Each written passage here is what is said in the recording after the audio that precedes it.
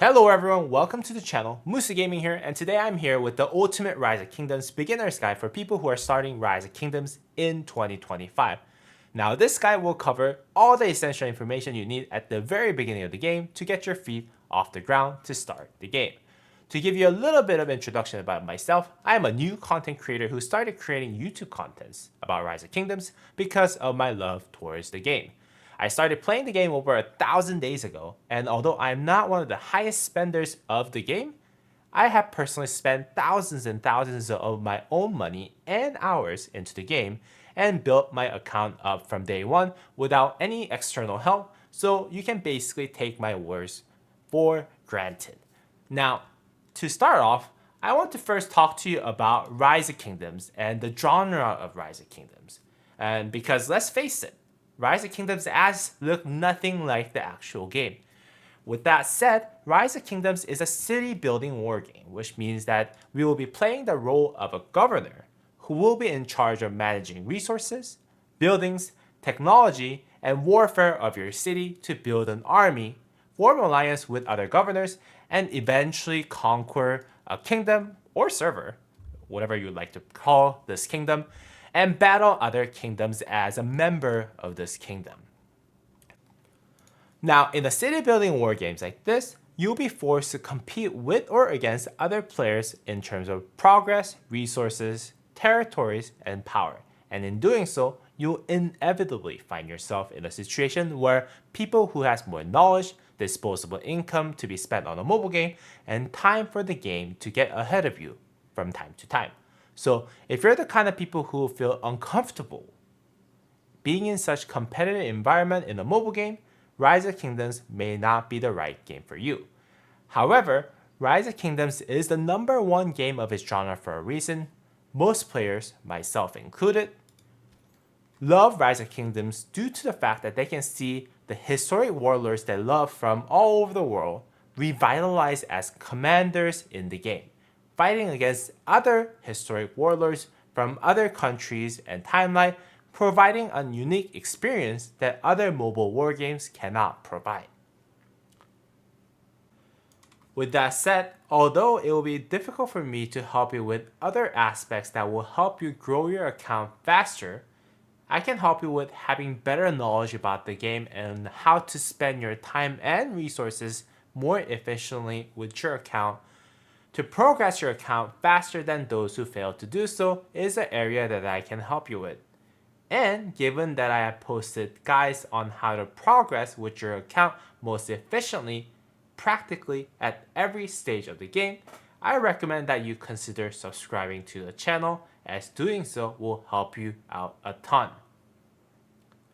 If you have any questions about anything in the game, you can also feel free to join my Discord via the link down below in the description and ask away those questions, as either a member of my Discord channel or myself will answer those questions as promptly as possible. Now, when you first start off the game, you'll be learning about the basics on building, training, combating through a very thorough tutorial. Please pay close attention to the tutorial, as I'm going to assume that you have thoroughly went through the tutorial throughout the video. Now, after you complete the tutorial, you'll be asked to choose a civilization in a window that looks like this. Please note that this civilization choice is not permanent, and you can change this civilization at any time, but at a sizable cost after first couple times. With that said, the most recommended civilization for you to start off the game with is actually China. China gives you a couple perks that other civilizations do not. First of all, it gives you 5% building speed boost, which will allow you to upgrade your buildings faster. Also, it will give you a free epic commander called Sun Tzu, which is a commander that will be an epic commander, but will have a power level that will far outperform most legendary commanders, who will cost a lot more for you to actually build on at the early stage of the game. In addition, it will give you 5% action point recovery, which is basically an energy you need in order for you to perform actions in the game, most importantly, attacking barbarians. For reference in the future, when and once you max certain buildings in your city, most importantly reaching level 25 of City Hall and Academy, you can switch your civilization to Korea for extra research speed up. Whatever civilization you choose thereafter will be based on your playstyle of the game, and I'll leave that up to you after you've actually taken a look at the game more. Now, before we begin anything, let's first learn about the resources you'll manage in the game.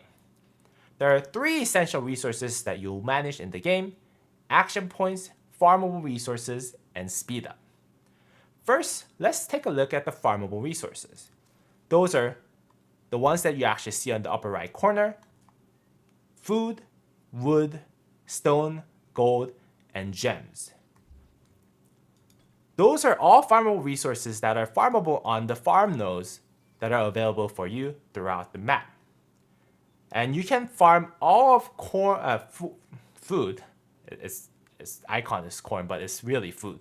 So you can farm all corn, wood, stone, gold, and gems by sending a commander to such resource nodes with troops attached to them. You use those resources to upgrade your buildings, do research, and train or heal your troops. For reference, food and wood are most common of the farmable resources. Stone are generally about 50% rarer than food and wood, and gold is twice as valuable as stone. So gold is the most valuable farmable resource among the 4 resources that you can actually farm. Gems are the most valuable currency in the game, and those work as the premium currency that you can get from in-game purchases. Appropriate usage of gems will determine how you actually efficiently progress with the game, so please check out the gem usage part of the video for more information and more guides about how to use your gems efficiently. The next is the action point.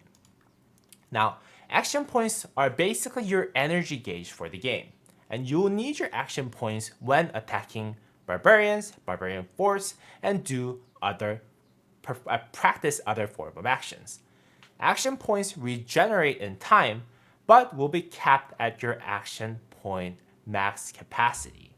And given that you can get commander experience, speed ups, resources, and gems from killing barbarians, actively using and exhausting your action point gauge will be critical to your account's progress. Now, when you first start off the game, you cannot tell, but you're practically spawned into the very outskirts of your kingdom, separated by natural environment that we call a zone. Your very first goal at this point is to find the strongest group of people that you can find in your zone, and ideally in the server. You'll be able to find those people from either kingdom chat or by scouting around people and then looking at their power level. When you find others in the city, you'll have an option to plunder those cities for resources or befriend them. Please note that other players also have an option to plunder you for resources, so please approach other governors' cities with care. The safest way for you to avoid getting plundered from other players is by using a time-limited item called Shield, or most commonly referred to as Bubble, which is available for you to use for a limited time when you have not recently attacked another player's army or city. Let's actually show you how bubbles look like. So this is called Peace Shield, and when you use it, you're basically bubbled up. Although bubble is the safest way to protect your city as you become invincible from any attack for your city, as mentioned, it will only last for a limited time and your city will become vulnerable again after the bubble expires. The second method of defending your city and your resources is by teleporting away to a different spot. Now, although this will allow you to run away from their sight, if they actually locate you after you teleport, they can actually attack you again, and so please make sure your you stay cautious when teleporting away from an enemy. Now, last method is simply killing the troops that are attacking your city. Whenever a governor dispatches an army, a governor will be only able to bring the number of troops that are limited by the governor's commander level. Now, if you can outnumber those enemy's troops and has similar or better technology, you may be able to fend off the enemy troops, as your city has no limitation on how many troops that you can have on the city, unlike the commander-led marches that are attacking your city. To give you the most general tip, I would recommend that you set up a pair of strongest commanders in your city garrison by tapping on the gate and setting them up as your garrison. Most effective garrison commanders at this point are most likely Charles Martel and Sun Tzu, if you have Charles Martel, that is. And otherwise, other epic commander pairings are also very useful, such as such as Sun Tzu and Uji Mundok, which basically you'll be able to tell that those commanders are specialized in garrisoning your city or guarding your objects by seeing that it has this little yellow icon that says garrison. Now, if you choose to befriend those other governors you find either from your kingdom chat or from your zone, you can form or join an alliance with those players. Forming an alliance large enough will allow you to build alliance buildings on the map like this.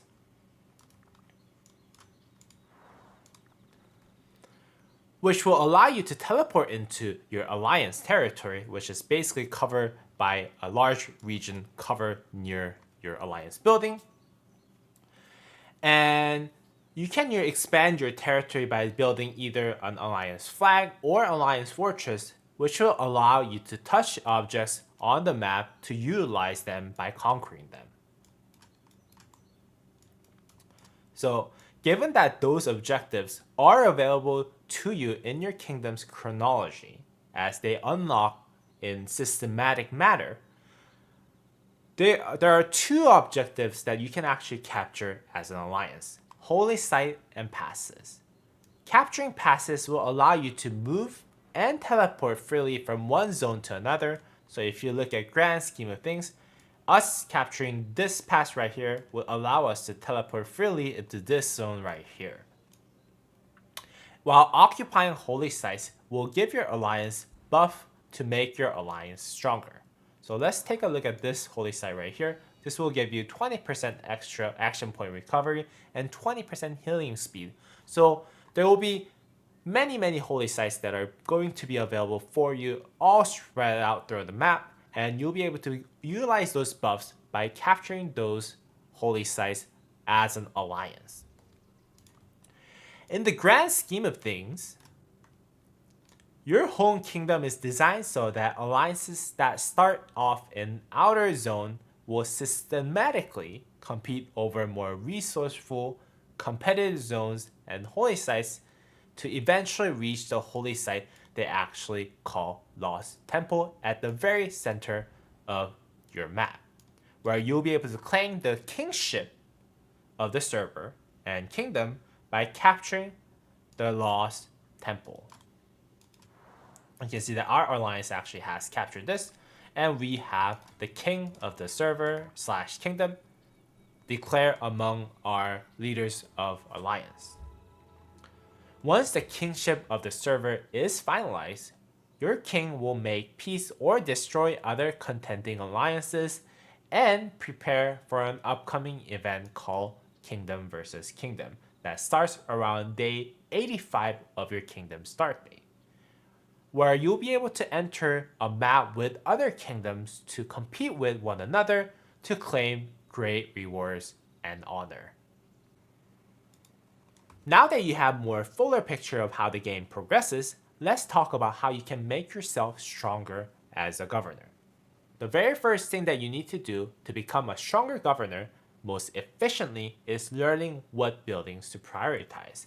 The most important building to efficiently progress in the game is called the City Hall, which is this building right here, which will expand your cap of your building when you level up. So all the other buildings level will be limited to your city hall level. And then the next most important building on the game is actually Academy, which will provide you more efficiency by upgrading your academy in researching. While you're still using China civilization, try to reach your city hall level to level 25 at the very least, as well as academy to level 25. This will provide you permanent research speed buffs that will allow you to complete your research faster, and hence less speed ups required for you to actually use for those researches. After researching a city hall and academy to level 25, you can change your civilization to Korea with a token given you at the very beginning of the game for better research efficiency as mentioned below. Now, on to the research. Just for your information, even while you're working on leveling up your building, you should always have an academy researching something when not upgrading. In terms of priorities, you should try to max out your building speed up research as soon as possible, which is actually right here. And then work on other researches that will make your research speed go even faster from the economy side of research tab. So this is the economy side of the research tab. And these are basically the research speed buffs that you can actually research in this building. There's another one here that will give you building speed and research speed right here. So prioritize on maxing out those as soon as possible because these will help you progress through the game more efficiently. Once those efficient researches are actually done, you can then look into unlocking higher tier troop types units thereafter, and I recommend that you actually prioritize on getting your units to tier 4 units as soon as possible. Now there is another tier called tier 5 units, but unlocking these, in order for you to unlock tier 5 units, you will need to complete every research in the economy section as well as the combat section. And without spending, I heard this could take up to a full year or two. So please do not rush those researches to unlock tier 5 units, thinking that you're only one step behind. And you can also look up the research guides that are on Google whenever you want to make sure that you're on the right path for those as well. Before I move on, I do want to give you a fair warning that forcing to progress faster than other players will cost you greatly in speedups and hence your efficiency of progressing throughout the game. Although I understand that everyone has different budget and mindset when playing a competitive war games like Rise of Kingdoms, I recommend that you try to avoid using gems on buildings and research and speedups as much as possible, as those speedups will become useless after you reach max building and max technology level eventually.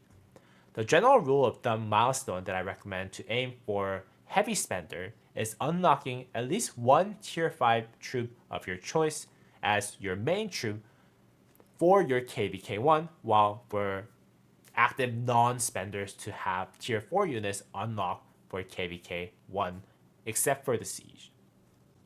While we're on the topic, let me actually clarify for those of you who are very new to a city building war games like this and what I mean by tier 4 and tier 5 units. When you dispatch your commander, you accompany your commanders with troops, and the quality of those troops are divided into 5 different tiers in this game. Tier 1 being the lowest tier of them all, and then tier 5 being the highest. As you go up in tier of your units, you basically give your troops a stronger, heavier weapons and armors, giving you better attack, health, and defense for each troop type. Let me just show you right there. Which will actually impact the outcome in your combat quite significantly, while also reducing the march speed as you get better gears and those are heavier, so to reflect on the real life situation of carrying a troop. You can check the total number of troops that you have on Troops tab of your account, which is going to be right here. You can also upgrade your troops to a higher tier at each respective troops training buildings. So Let's see if I can show you at least one of them.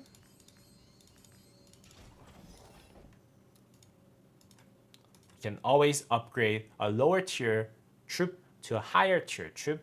So don't be bummed out if you actually train too many lower tier troops before watching this video. And general rule of thumb, tier 4 and tier 5 are generally the only troop type you'll be using at the end game. So try to avoid training tier 2, tier 2 troop types too much in the beginning of the game. Now for commanders. Commanders lead your troops on the battlefield and determine the efficiency of your troops' performance in the battlefield. Each commander will have their own specialties such as fighting on the field, rallying up against a garrisoned object, garrisoning and protecting objects and cities, and gathering resources. And you'll be able to find those information from those emblems you can find here. Each commander can be leveled up by fighting barbarians or using experience books. So let's actually find the commander. Okay. So each commander can be leveled up by using either experience books that looks like this or fighting barbarians on the field. Each level up would actually add a point to your talent tree that will allow you to imbue special skills for your troop type. And reaching level 10, 20, 30, 40, 50, and 60 will actually allow you to star upgrade your commander to unlock the next 10 level. So you can see that my current Tariq ibn Ziyad is at star 1, which is max level capped at level 10. But if I actually go ahead and level him up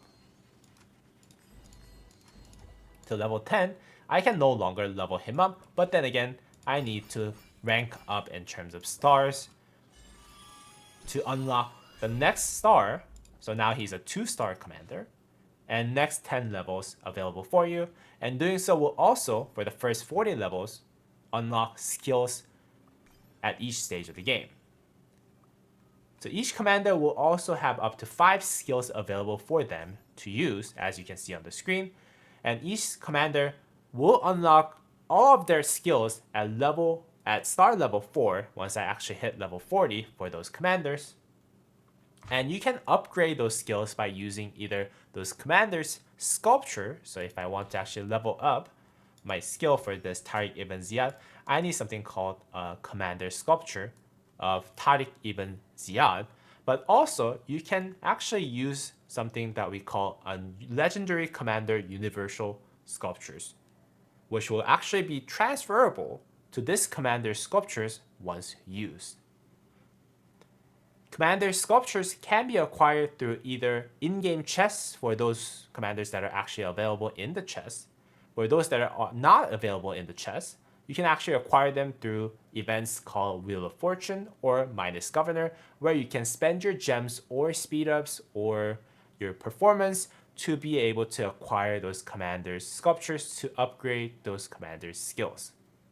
But given that those are extremely rare resources, please consult with either myself or other veteran governors before using legendary universal sculptures to skill up your legendary commanders.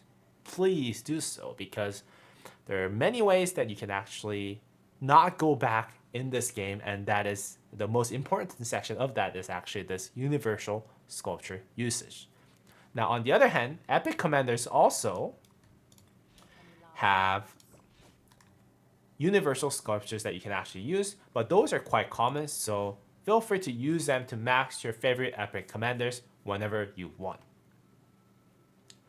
Now, at each instance of your dispatching another commander, you can send out 2 commanders at a time in a pair. Let me just go ahead and try to dispatch. Yeah, as you can see, at each instance of you dispatching an army or troop, you can send out 2 commanders at a time in pair. One is called primary, which is the first one that's shown here, and then one is the secondary. If you can't send those 2 commanders out at the same time, it's most likely that you have not leveled and ranked up your commanders high enough, so make sure you level up your commanders and star upgrade your primary commander in such case. Your march will be able to use the skill of the second commander. So you can see that there are all those skills that are available for your second commander that will be usable from this march right here that I'm about to dispatch.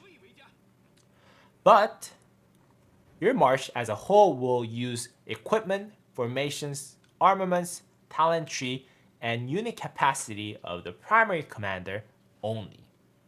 Also, when using active skills, your primary commander's skill will actually fire off first, and then followed by your secondary commander's active skill. For best commander pairing for your commanders, please check out my channel's other guides for the most recommended commander pairing at each stage of the game.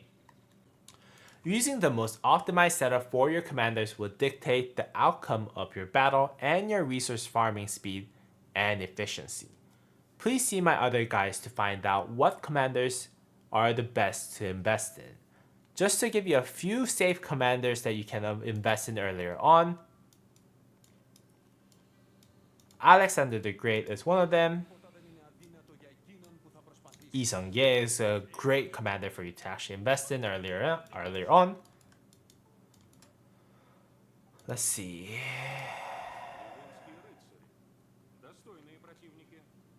Infantry. And Charles Martel is another great commander that you can actually invest in earlier part of the game. And Richard I is also another safe commander that you can actually invest your legendary commander sculptures in at the beginning of the game. And those will be actually swappable once you enter the end game kingdom versus kingdom maps called Season of Conquest, and use a commander swap which will allow you to swap those commanders' current skill setup. So all your investment that you actually you invested into the commander, and then swap it with one of the most meta commanders of the time that you actually enter the Season of Conquest. You can also get a commander called Minamoto no Yoshitsune, which is this commander right here, by spending money on VIP shops as well. Speaking of commanders, one of the other ways for you to actually make your commanders perform more efficiently on the field is equipments. In Rise of Kingdoms, you can equip your commanders with something called an equipment that looks like this to give you extra buffs to your commanders. You can craft those equipments from a forge right here through this forge button. You can see that I have a lot of pieces of equipment that actually I can forge.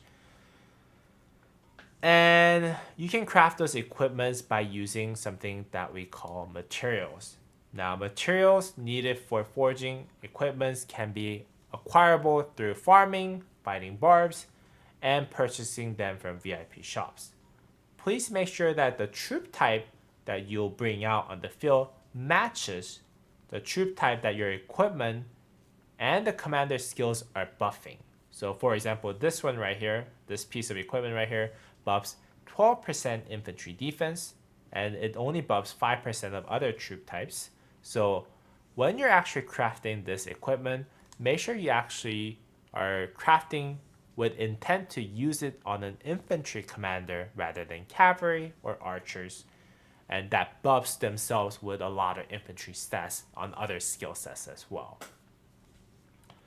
For a more detailed guide on how to use the best equipments and what are the most recommended equipments for you to kind of use at each stage of the game, please refer to my shorts or complete guide series to each troop types that will give you the best information on how to get the best equipment at each stage of the game.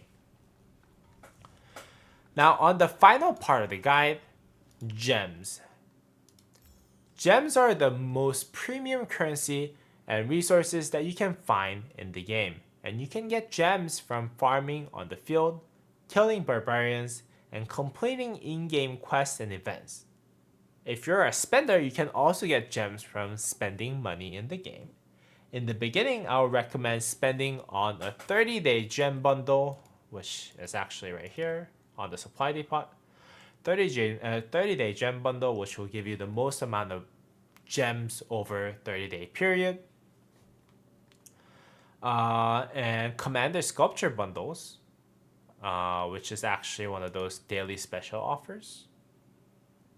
And then first purchase of the gem packages, you can see that I already bought all of them, but when you actually buy them for the very first time, this bonus would actually match the amount that you're purchasing. So with $100, you'll be able to buy 50,000 gems instead of 30,000 gems that this is actually offering at this very moment.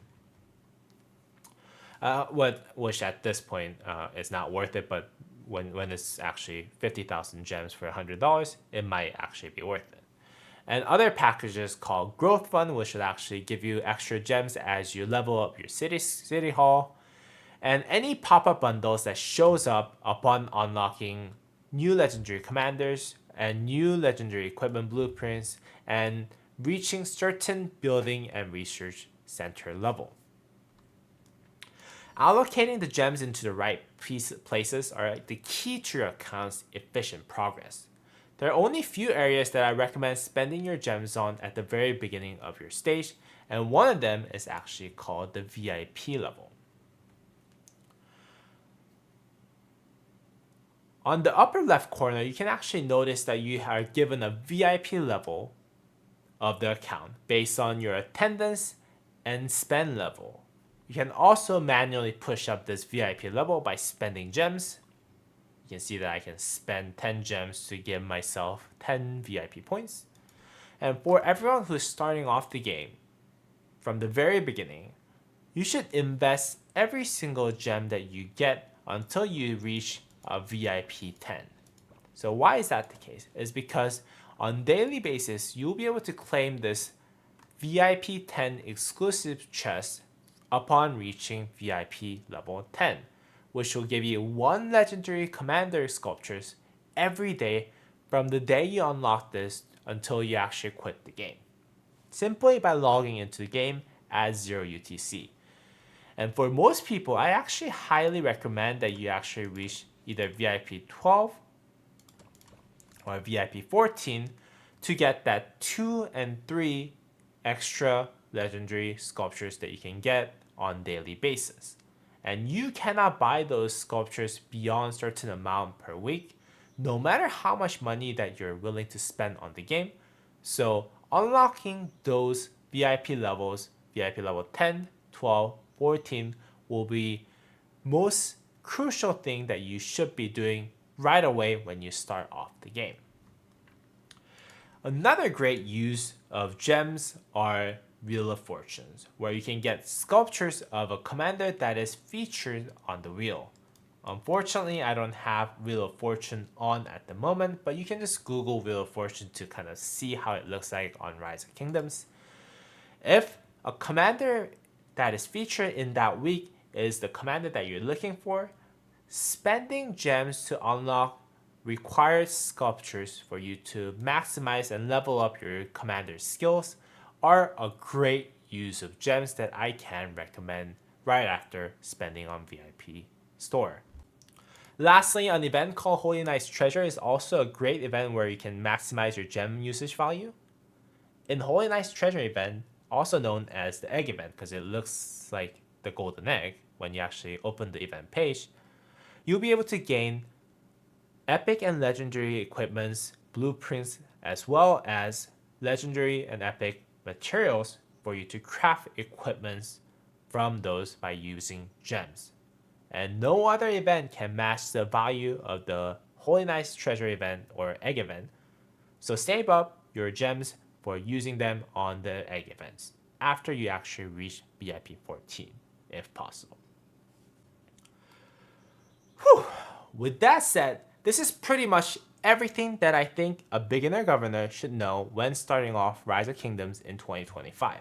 I know that this video was very long, but then again, every single thing mentioned on this video should be crucial in your success in the game.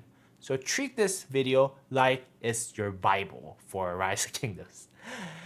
So if you found this very video helpful, please like, subscribe to the channel. I mean, the script was like 8 pages long, single space, and I made this in hopes that I can help everyone who's starting off the game in 2025 as much as I can with learnings that I learned from the last 1,000 days of me playing the game. Again, if you have any questions, please feel free to join my Discord server, and as always, I'll see you on the next video. Peace. Thank you.